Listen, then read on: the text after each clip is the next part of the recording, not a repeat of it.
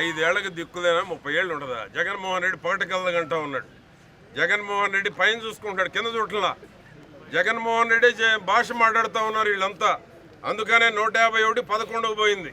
రేపు పులివెందులు కూడా రాదు. రేపు 2029లో కూటమి ప్రభుత్వం 175కి వెళ్ళబోతున్నాం. ఏడేళ్ళు 30 ఏళ్ళు ఉండేది. 3 రోజులు పురుషోత్పట్నంలో ఉండమను. 3 రోజులు పురుషోత్పట్నంలో ఉండమంటున్నాను నేను.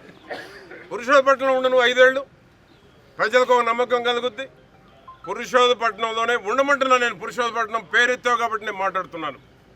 పురుషోత్పట్నంలో నువ్వు ఉండి రాజకీయాలు చేయి. సమస్యలను ఎదుర్కొనే సత్తా లేదు.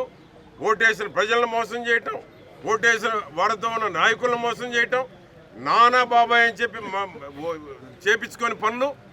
నానేమయ్యాడు? బాబాయ్ ఏమయ్యాడు నాన్న? ఈ విధంగా మాటలు చెప్పి నమ్మించి కదిలితే బీసీనే మహిళ అంటుంది. ఒక బీసీ చేసే పనులు, ఒక మహిళ చేసే పనులు నువ్వు చేసావు 5 ఏళ్ళు.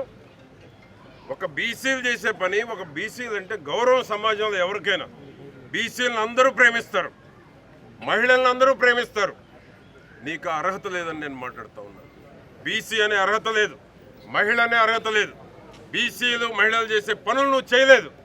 దుర్మార్గాలు చేసావు. జగన్మోహన్ రెడ్డిని చూసుకొని, సజ్జలను చూసుకొని నీ అరాచకాలు మొత్తం బయట పెడతాం. వదిలిపెట్టమని కూడా హెచ్చరిస్తా ఉన్నా.